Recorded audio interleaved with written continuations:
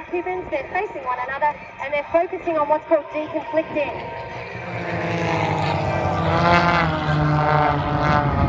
And I think you can guess what that means. Correct.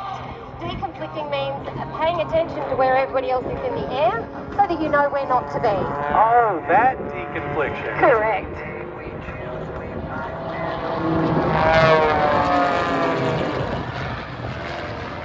And what's going to happen now is that the fourth ship will join up over to the left there. They'll join up in what's known as a right echelon, and number 2 and number 3 are keeping up quite well at the moment, which is why I always get confused with this, because at the moment it's 1, 4, 2 and 3. Correct. So they're in left echelon.